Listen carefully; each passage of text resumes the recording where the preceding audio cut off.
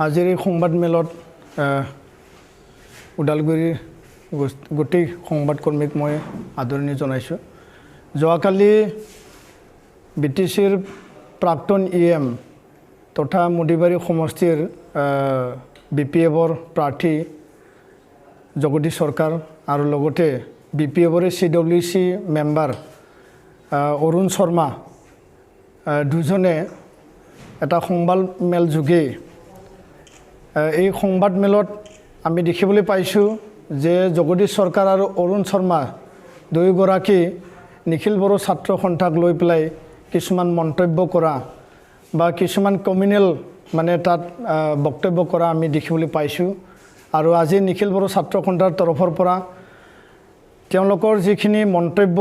বা বক্তব্য আৰু তেওঁলোকে যিখিনি সংবাদমেল যোগে অসমবাসীৰ ওচৰত নিখিল বড়ো ছাত্ৰ সন্থাৰ ভাৱমূৰ্তি বিনষ্ট কৰিবৰ কাৰণে যিখিনি তথ্য দাঙি ধৰিছে সেই গোটেই তথ্য আমি একে ভাষাৰে আমি গৰিহণা দিছোঁ, আমি ধিক্কাৰ দিছোঁ। আৰু এই গোটেই যিখিনি কথা মিছা কথা তেওঁ ৰাইজৰ আগত দাঙি ধৰি পেলাই নিখিল বড়ো ছাত্ৰ সন্থা যে পবিত্ৰ এটা ছাত্ৰ সংগঠন, বড়ো জাতিৰ এটা ছাত্ৰ সংগঠন, সেই পবিত্ৰ সংগঠনক ৰাইজৰ আগত তেওঁলোকে এটা বেয়া ভাৱমূৰ্তি দাঙি ধৰিবৰ কাৰণে যি চেষ্টা অব্যাহত ৰাখিছে সেই চেষ্টা আজি আমি ক্লাৰিফিকেশ্যন আমি দিব বিচাৰিছোঁ। মূল কথাটো হ'ল যে আজিৰ তাৰিখত জগদীশ সৰকাৰ আৰু অৰুণ শৰ্মা তেওঁলোকে বড়ো ৰাইজৰ আগত ক্ষমা খোজা উচিত। বড়ো ৰাইজক তেওঁলোকে ক্ষমা খুজিব লাগে, কিয়নো তেওঁলোকে যি কথাবিলাক কৈছে যে নিখিল বড়ো ছাত্ৰ সন্থা উগ্ৰ জাতীয়তাবাদ, সেই উগ্ৰ জাতীয়তাবাদৰ ডিফিনিশ্যনটো তেওঁ হয়তো নাজানে আৰু হয়তো তেওঁ ৰাজনীতিত মানে ইগোইজিম যোনটো তেওঁ ৰাজনীতিত যিহেতু তেওঁ অৱতীৰ্ণ হৈছে, তেওঁ বেছি ইগো হৈ পেলাই সেই কথাবিলাক বক্তব্য ৰাখিছে। তো আমি ক'ব বিচাৰিছোঁ যে জগদীশ সৰকাৰ ডাঙৰীয়াই আজিৰ তাৰিখত বড়ো ৰাইজৰ ওচৰত ক্ষমা খোজক। উগ্ৰ জাতীয়তাবাদ কাক কোৱা হয় এই কথাৰ কাৰণে তেওঁ স্পষ্ট দাঙি ধৰক আৰু তেওঁক ৰাজহুৱাভাৱে বড়ো জাতিয়ে নিশ্চয় বয়কট কৰিব। কাৰণ নিখিল বড়ো ছাত্ৰ সন্থা জন্মলগ্নৰ পৰা আমি ৰাইজৰ হকে, ৰাইজৰ স্বাৰ্থত, ৰাইজৰ সেৱা কৰি পেলাই ছাত্ৰ সংগঠন হিচাপে, সামাজিক সংগঠন হিচাপে বড়ো জাতিৰ উন্নয়নৰ কাৰণে, বড়ো জাতিৰ অস্তিত্ব ৰক্ষাৰ কাৰণে, বড়ো জাতিৰ ভাষা, কলা, সংস্কৃতি, শিক্ষা, অৰ্থনীতি, ৰাজনীতিক দিশ সকলো দিশত অধিকাৰ পাবৰ কাৰণে আমি সংগ্ৰাম চলাই আহিছোঁ। আৰু এই সংগ্ৰামত গণতান্ত্ৰিকভাৱে অহিংসা নীতিৰে শান্তিপূৰ্ণভাৱে নিখিল বড়ো ছাত্ৰ সন্থাই আমি মাত মাতি আহিছোঁ। আৰু এই দীঘলীয়া সংগ্ৰামত নিখিল বড়ো ছাত্ৰ সন্থাই আন জনগোষ্ঠী,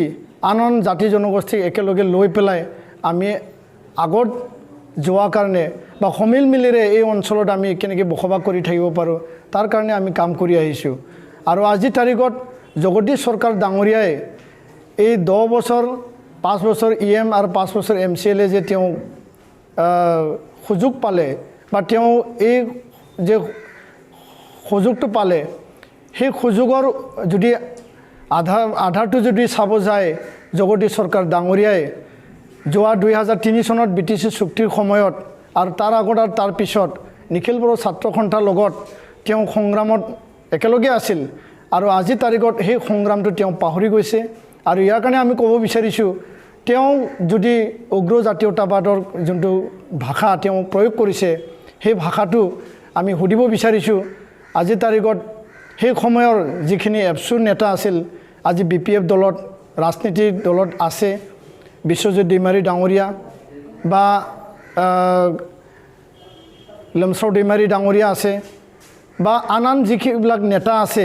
আজি ৰবিৰাম নাৰ্জাৰী ডাঙৰীয়াও আছে। তো তেওঁলোকক সোধক যে উগ্ৰ জাতীয়তাবাদ সেই সময়ত সেই নেতাবিলাকে কৰিছিল নেকি। তো মই BPF দলকো মই আহ্বান জনাব বিচাৰিছোঁ,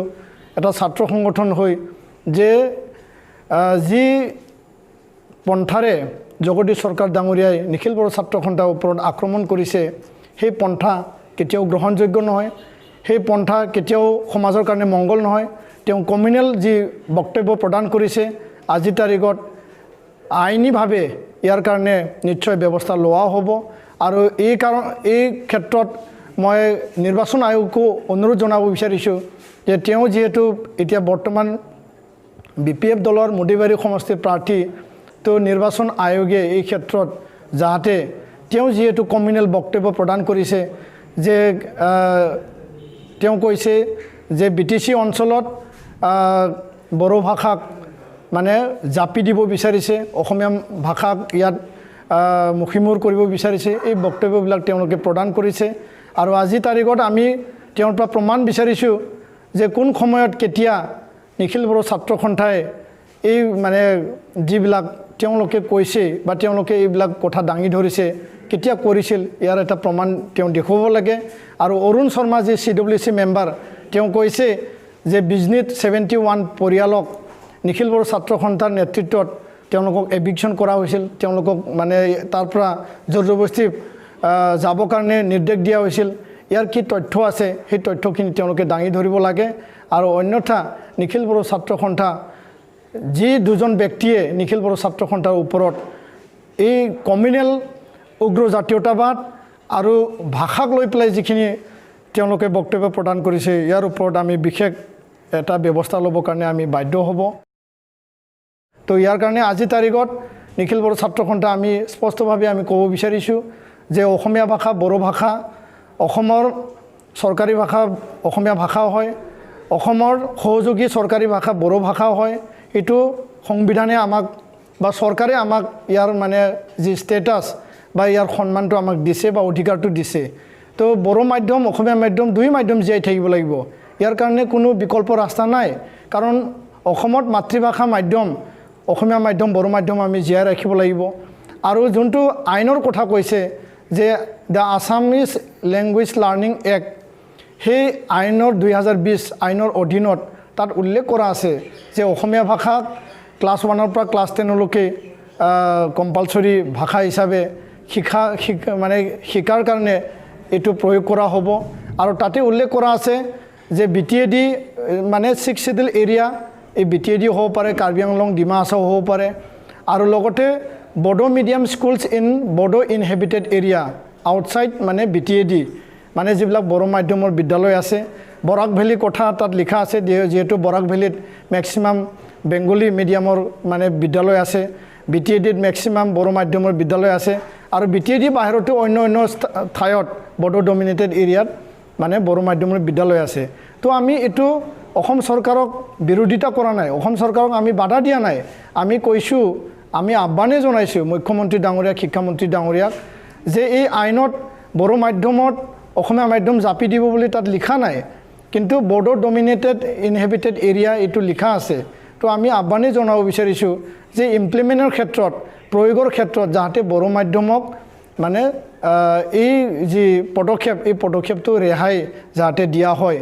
আইনত বড়ো মাধ্যমৰ ওপৰত অসমীয়া মাধ্যম দিব বুলি তেনেকুৱা কোনো লিখাই নাই আৰু আমি এটো বিৰোধিতাও কৰা নাই আমি জাস্ট অসম চৰকাৰক এক্সামিনেশ্যন কৰিব লাগে ইয়াৰ পৰা ৰেহাই দিব লাগে সেই কথাকে আমি কৈছোঁ আৰু আজি 17টা বছৰ কাৰ্যকাল হাগ্ৰামা মহিলাৰী ডাঙৰীয়া জগদীশ চৰকাৰ ডাঙৰীয়া নেতৃত্বত ইয়াতে চৰকাৰ চলিছিল অসমীয়া মাধ্যমক বড়ো মাধ্যমক যেনেকুৱা আগুৱাই লৈ যাব লাগিছিল অসমীয়া ভাষা বড়ো ভাষাক যেনেকৈ আগুৱাই লৈ যাব লাগিছিল তাৰ কাৰণে